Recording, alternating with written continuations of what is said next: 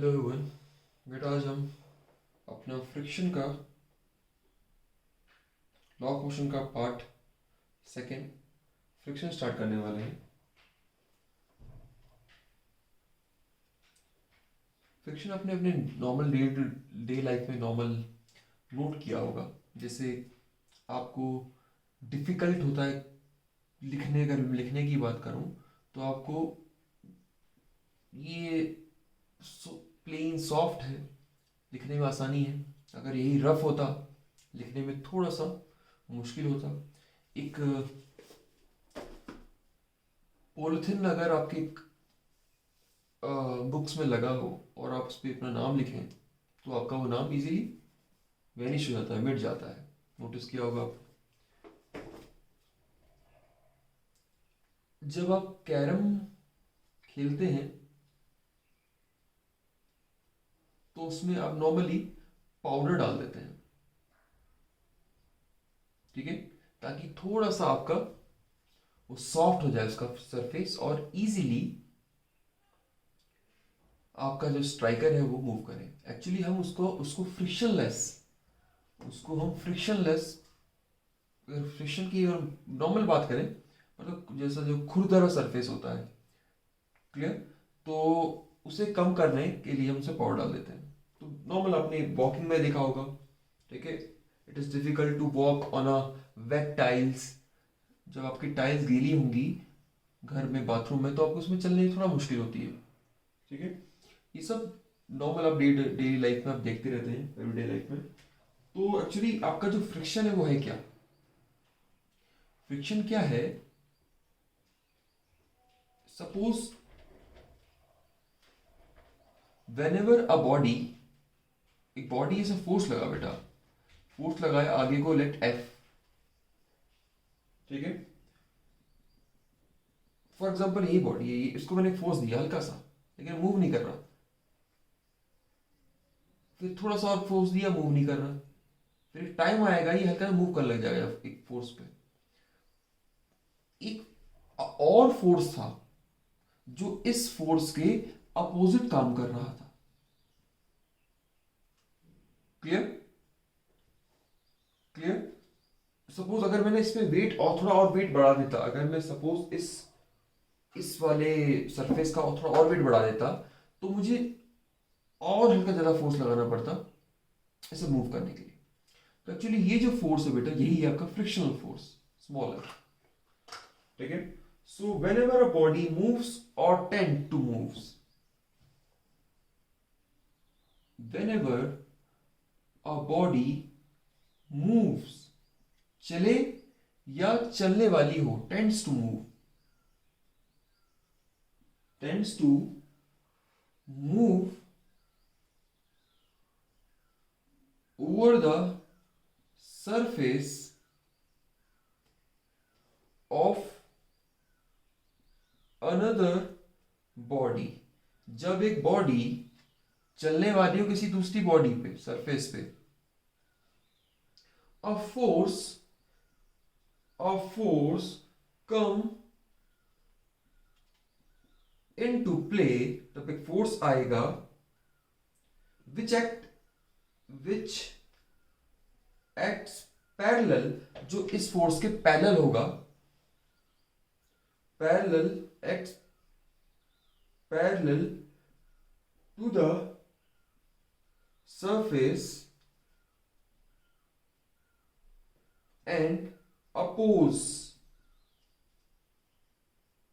the relative motion।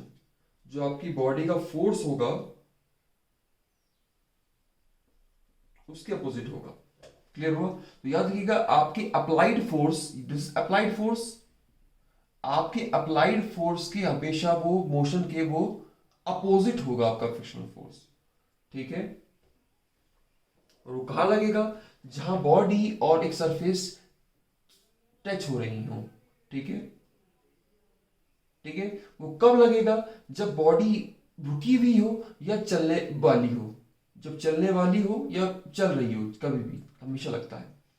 जब अगर मान लीजिए वो चल गई है अगर फॉर बॉडी, तो याद रखिएगा फ्रिक्शन थोड़ा कम हो गया। फॉर एग्जांपल अगर आप किसी चीज को धक्का मारते हैं तो पहले बहुत ज्यादा एनर्जी लगनी लगती है, पर वो जब जैसे ही मूव करने लग जाती है, एक बार जैसे ही मूव करने लग जाएगी तो उसका थोड़ा सा फ्रिक्शन कम हो जाएगा।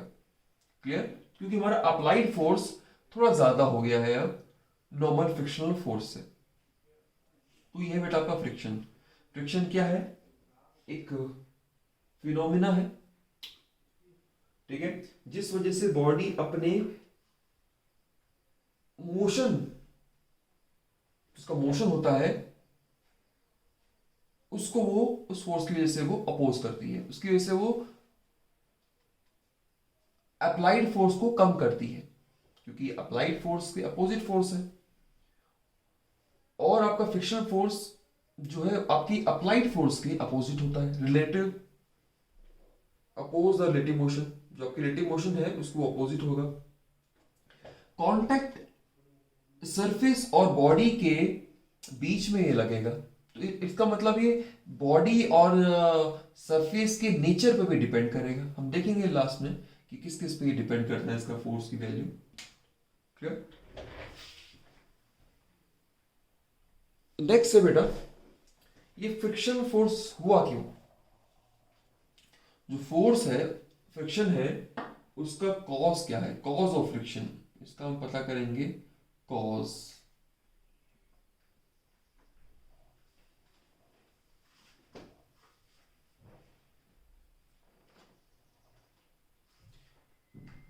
चलिए,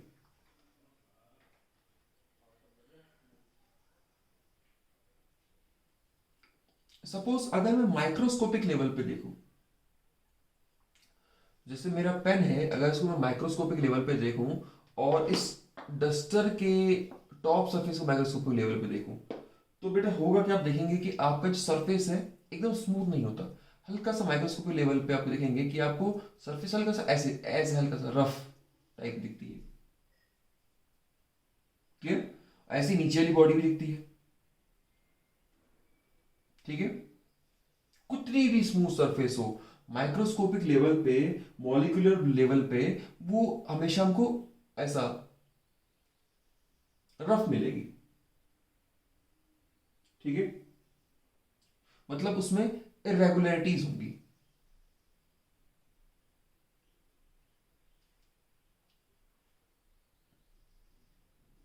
ठीक है। इसी इरेगुलरिटी वजह से होता क्या, सपोज इस तरह का शेप है, जैसे हमारा हाथ का ये शेप है, इस तरह शेप है। तो एक्चुअली जब आप एक सरफेस दूसरे सरफेस से मूव करते हैं, तो आपके ये वॉइड्स जो हैं, ये वॉइड्स जो हैं आपस में इंटरलॉक हो जाते हैं। ये वॉइड्स जो है आपस में इंटरलॉक हो जाते हैं। इसी वजह से आपका बॉडी एक दूसरे के जब रिलेटिव मोशन में होती हैं तो वो रुकती हैं। देखा करके देखिए, फील करके देखिएगा, तो आप नोटिस करेंगे जब आपका ये एक वर्ड दूसरे वर्ड के बीच में आता है तो ये आपका थोड़ा इंटरलॉक हो जाता है। इसी इंटरलॉक की वजह से बेटा बॉडी एक्चुअली मूव नहीं कर पाती जैसे से मूव करना चाहिए। जितनी ज्यादा रफ सरफेस होगी उतने ज्यादा आपकी रेगुलेटरीज होंगी, ठीक है।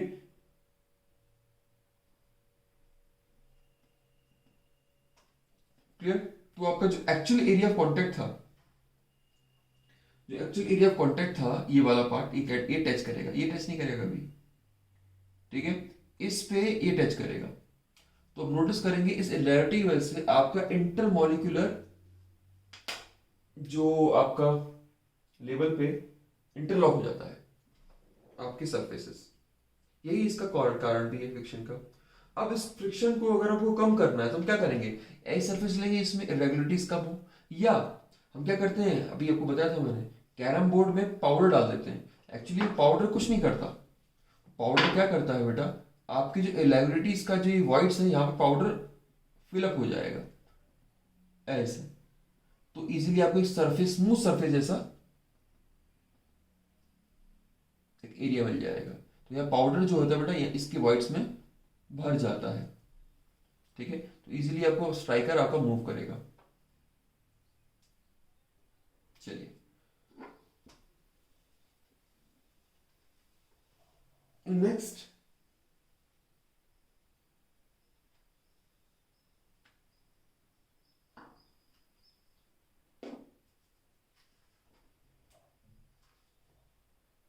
अब टाइप्स ऑफ फ्रिक्शन के बारे में पढ़ते हैं। Types of friction.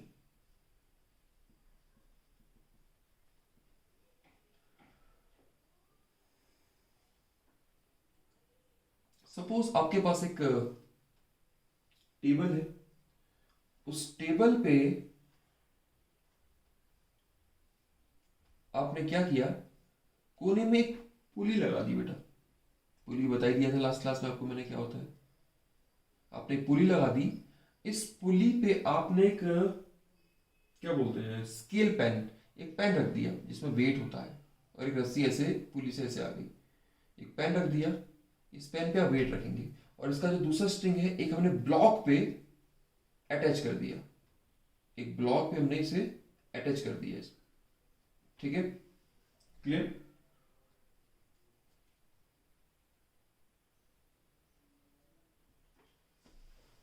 अब हम क्या करेंगे,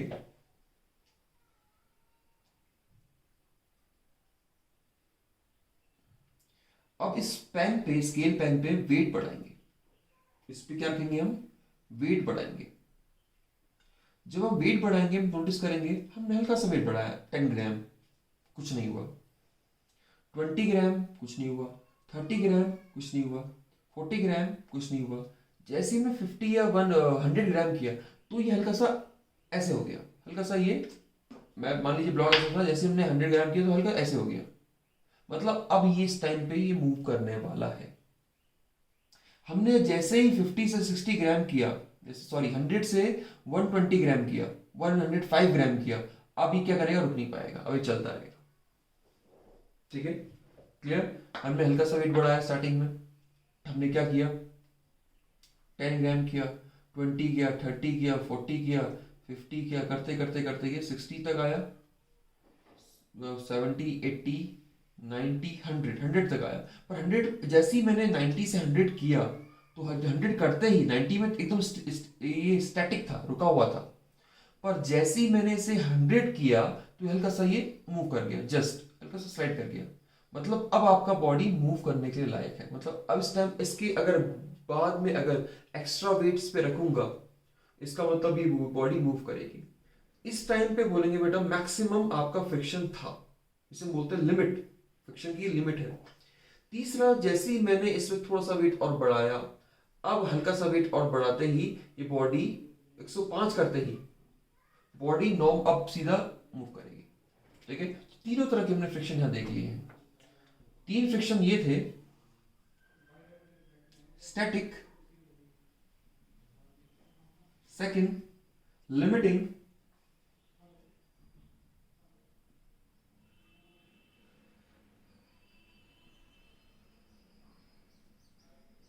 थर्ड काइनेटिक, इसका एक नाम और है बेटा डायनामिक। तो आपने सिंपल ये एक्सपेरिमेंट, हमको एक्सपेरिमेंट करना भी है ये स्कूल में। ठीक है, चलिए अगर एक एक करके ऐसे मैं डिफाइन करूं स्टैटिक को, स्टैटिक फोर्स ऑफ फ्रिक्शन, वो फोर्स ऑफ फ्रिक्शन है, ऐसा बोलते हैं, the force of friction which comes into play between two bodies, this and this,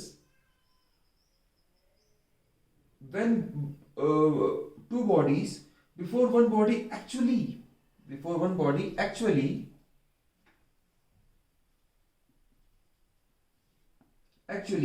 start moving over the other। अभी ये मूव नहीं कर रही है, मूव करेगी। जब मूव कर नहीं रही होती बेटा, मतलब आपका जो फ्रिक्शन होता है वो स्टैटिक होता है, वो इतना ज्यादा होता है कि बॉडी मूव नहीं कर पाती है। फिर आपने अप्लाई, अब उसके बाद अपने फोर्स को कर क्या रहे हैं, आप अपने अप्लाइड फोर्स को बढ़ा रहे हैं इस वेटिंग पेन से। आपने अप्लाइड फोर्स को बढ़ाया, बढ़ाया, थोड़ा और बढ़ाया, वेट रखा, वेट रखा, वेट रखा, इस वेट की वजह से। तो अब क्या होगा, अब आपका एक मैक्सिमम फोर्स आ जाएगा, इस the maximum force of static friction. Static friction का जो मैक्सिमम पॉइंट होगा वो which come into play when a body just start the maximum static friction, उसको लेट मान देता हूं F S, static friction, the maximum static friction which comes into play when a body just start moving over the surface of another body.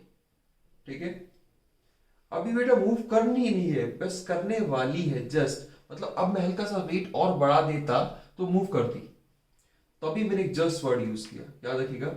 Limiting friction आपका maximum static friction होता है। Clear? Last है बेटा आपका kinetic और dynamic. Kinetic और dynamic friction,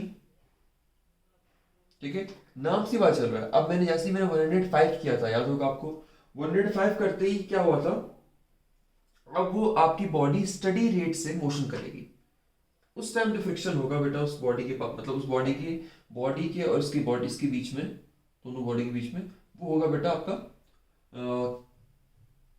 kinetic friction. उसको नाम दिया मैंने एफ के, let this is F S, this is F S maximum. ठीक है, अगर मैं ग्राफ ड्रॉ करूं इसी एक्सपेरिमेंट का तो कैसे होगा देखिएगा, इंपॉर्टेंट है ग्राफ, ध्यान से देखिएगा।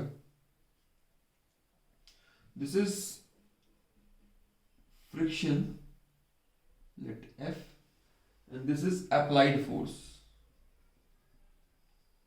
ठीक है, आप कुछ नहीं करेंगे, अप्लाइड फोर्स कैसे निकालेंगे आप, आपने जितना वेट लिया होगा, आपका जो वेट होगा, आपका जो वेट होगा पेन पे, पेन का जो वेट होगा वही फोर्स बताएगा, क्योंकि फोर्स होता क्या है, एम इन टू जी, जितना आपने मास रखा होगा मल्टीप्लाई कर लेंगे उसे जी से, वही होगा आपका वेट। ठीक है, चलिए उतना वही होगा आपका फोर्स, सॉरी।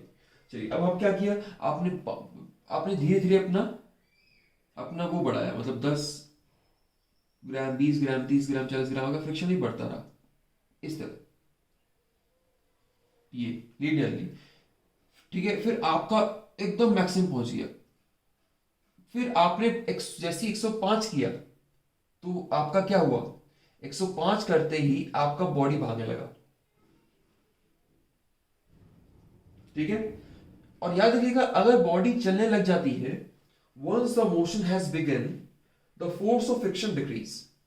याद रखिएगा, once the motion begin the force of friction decrease। अब उस बॉडी को अब चलने लगी तो उसको बेटा उतना फ्रिक्शन नहीं लगेगा जितना पहले लग रहा था। ठीक है, तो हमको हल्का ही फोर्स चाहिए होगा, we need a smaller force, बहुत कम ही फोर्स चाहिए होगा to maintain the uniform motion. हल्के से वो फोर्स है वो मूव कर जाएगी, तो आपका जो मैक्सिमम फ्रिक्शन था उससे थोड़ा सा कम होगा आपका अब फ्रिक्शन, उसके बाद वो स्टडी हो जाएगा। ठीक है, उसके बाद मोशन चलेगा तो उसका स्टडी चलेगा। क्लियर? तो यही था तीनों, ये पॉइंट था आपका, ये लाभ वाला पार्ट था आपका एफ एस का। यहां पर जो फ्रिक्शन था यहां से लेके यहां तक वो था बेटा आपका स्टैटिक फ्रिक्शन, बॉडी मूव नहीं कर रही। उसके बाद जस्ट मूव, आपने हल्का सा 100 वैसे आपने 95 से 100 रखा वेट, वो मूव कर गई हल्की सी, फिर हमने दोबारा हटा दिया वेट को। हमने देखा कि मैक्सिमम फ्रिक्शन आ रहा है इस बार, this maximum friction is known as limiting friction, this maximum friction is known as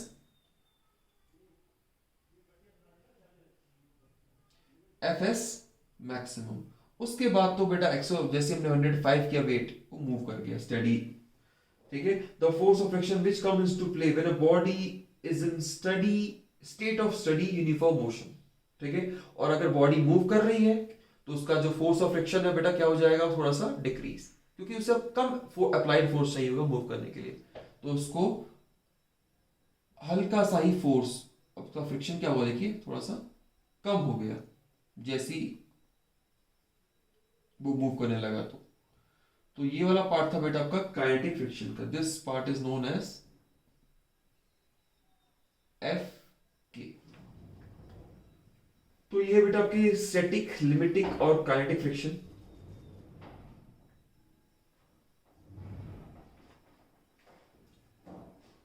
ठीक है, तुमने देखा है नॉर्मल कि जो आपका एफ एस मैक्स था वो थोड़ा सा ज्यादा था आपके एफ के से। तो आपका स्टैटिक, मैक्सिमम स्टैटिक फ्रिक्शन और लिमिटिंग फ्रिक्शन इज नोन और थोड़ी स्लाइटली ग्रेटर देन एफ के। ओके,